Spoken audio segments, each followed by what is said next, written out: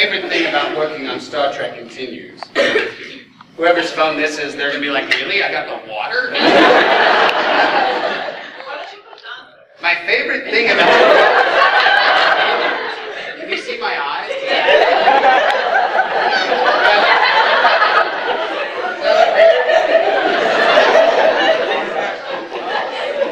I wonder what it looks like. Oh God, that looks weird. I like Star Trek Continues because it's a really professional film set, but it is also a little bit lighter than regular film sets. I gotta get rid of these. It's starting to confuse me. Except this one, it's going in my pants. Oh, that was yours, sorry. It's like a really professional film set, but it's also very light and loose because it's a fan. You know, we're all fans, we're all nerds. And like lots of people come by just to sort of experience what we get to experience on the set, just being like, hey, we're on Star Trek. Which is pretty much how everybody starts their shooting session when they get there. They're like, put me in a uniform, put me in a uniform. It's like, okay, Grant, calm down. Yes, question way back. Alright, so when you were filming, or not filming, sorry, when you were dubbing Yu Hakusho, and you were like, you were PA, you were writing the Korra, and then another Dark Time, why the hell was the animation so different? When you were fighting, you got possessed with the... Well, I personally drew it differently because I was training. No, I don't know, but sometimes, yeah, it was totally different. The animation totally changed at that point. Sometimes the Japanese, I think what happens is they're like, oh, we're almost finished, let Larry do the rest of it. Like, we're all going out, Larry, keep drawing. Poor Larry's like, why am I the only guy named Larry in Japan? But yeah, sometimes like the animation just changes on a dime and you're like, what?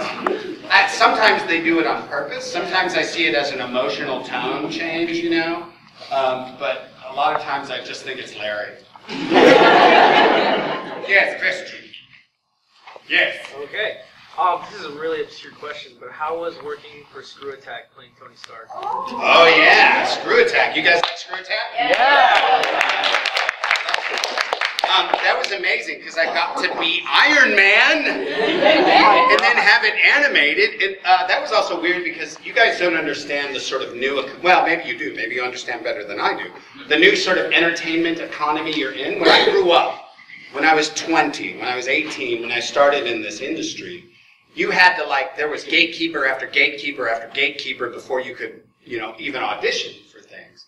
And nowadays you can be like, it's me in my boot on my YouTube channel. I'm Boot Boy. Right? And you end up with a billion hits and then Paramount's like, we gotta make Boot Boy the movie. It's like, that was impossible before. So like, something like Screw Attack, where they're like, I know what I'm gonna do. We're gonna analyze two superheroes or supervillains and we'll analyze their strengths and then we'll animate them fighting each other and decide who wins. And it's like, okay, and the first time he did it with like Barbie dolls or whatever. But it was really low tech, and now he's got like a staff of 12. I went up there and I was like, this is amazing. You guys created this out of nothing. So that's the amazing thing to me about working for a company like Screw Attack, because they're kind of awesome. And now they have a gaming convention in North Texas that they sponsor, SGC. Up in Frisco, which I'm going to go to hopefully this year, because I've never done a gaming convention before, so I thought it'd be fun. Yes, question here. Since they're going to release new content for Dragon Ball Z, are you excited to play Pilaf a little longer? Oh, I'm hoping Pilaf's in it. You think Pilaf's going to be in it? Oh yeah. Yeah, Pilaf? Okay, what about 17? You think they'll bring 17 back? And why, wait, why do you know everything? Are you secretly from? Yeah, I have that feeling too. Just from the revival of F, he was a big part of it too. So Yeah. The resurrection of F. Pilaf's in it. No spoilers, but he totally dies. No. Yeah, question here. Are other interviews that you I wish I could be Edward Elliot. But I would ruin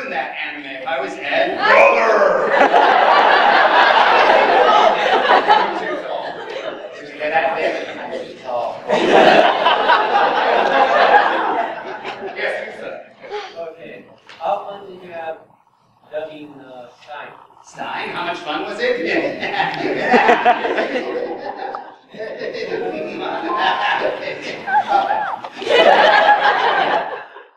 Yes, question red shirt armed person. Alright, what ideas did you scrap out while writing out? Oh. What ideas did I scrap? Like, Not used? Yeah, not used. I can't remember, but I know for a fact there were many times Jamie and I were like, oh God, we can't write that. Usually having to do with the Holocaust. We only got too soon? Oh, it's like this, like let's go, what do you make Glass's face?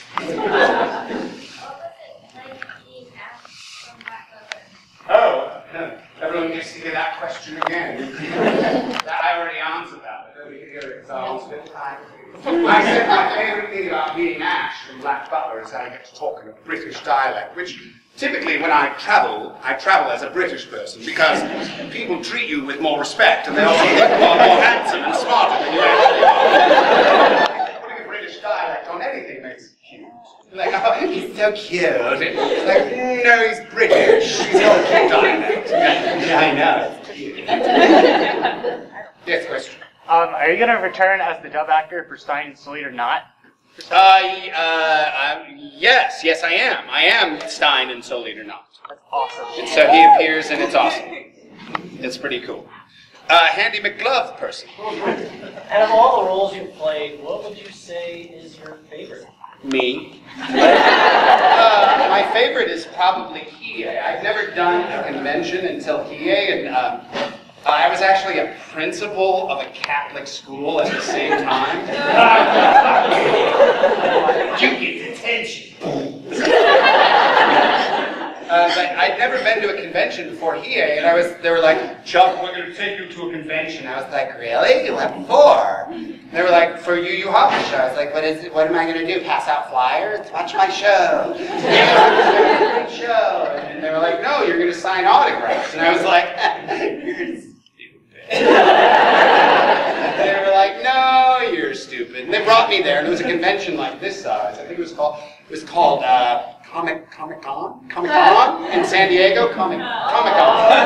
And so it was a big convention. They sat John Berkmeyer and I at a table, and you know how they keep the line queued up away from the table? I sat down and I was like, this is so stupid. I told you there would be nobody here. I'm an idiot. And they're like, no, Chuck, that's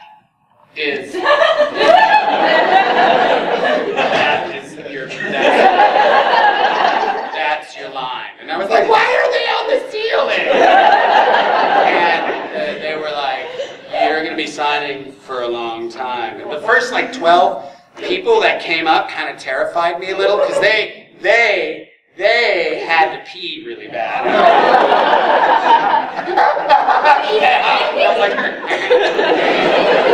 And then after a little bit of time going through the line, I was like, oh, these are just my friends from high school. It's just that the magic series of tubes connected to computers let them talk to each other and decide to get together on the same day. Whereas in high school, me and my friends would be like, do you want to play some D&D? I was like, yeah. There were like 2 of us. Have a convention in my basement. We would cosplay, we totally would, but it was just mostly like, I'm Darth Vader with the broom.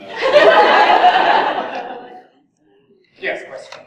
What was your favorite line from Android 7? Favorite line from Android 7? You know, I don't typically memorize character lines, I improvise ones. I don't know why, but I like it when he and his sister stole the van. He was like, let's go run over some humans, 10 points apiece. Because I went out and killed 12 people. Why are you laughing, you sick people? Yes, Cutie McCollarface. What character that you played have you felt identifies closely with your own personality? Like a cross between Hero from Shin-Chan and Stein from Soul Eater. Like if they went out and got really drunk together and merged into one human, that would kind of be who I am. Mostly. They mostly come at night, mostly. It was an Alien reference for those of you who didn't get it. Like you. Isn't that funny to single out someone horribly? Fezzi McHattie. So, have you done any D&D with other voice actors? Have I done D&D with other voice actors? Yeah. No, but I hear Mercer and Sinclair have a massive game that goes on. I would love to, but I have children. They take boo, children! Kill them! Kill them!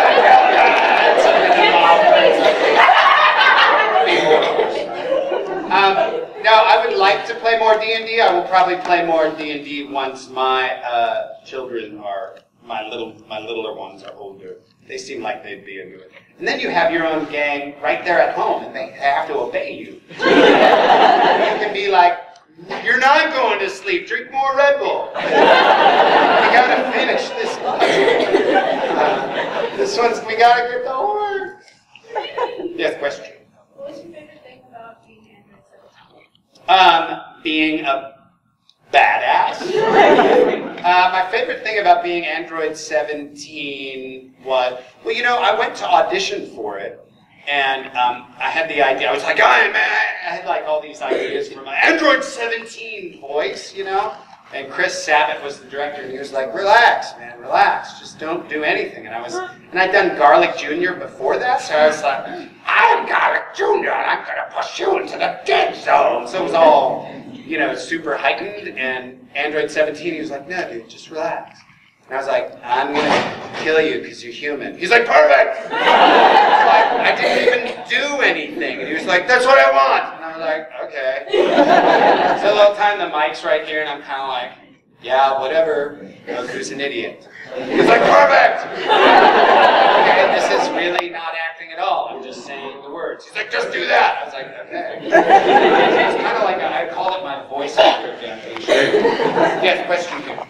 What's your opinion on stimulated hot air?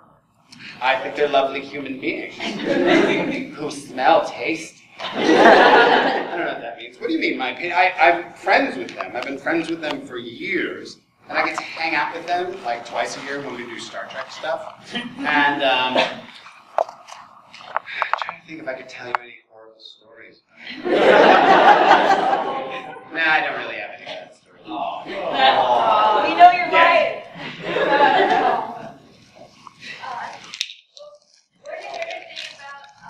What's your favorite thing about being Dr. Young?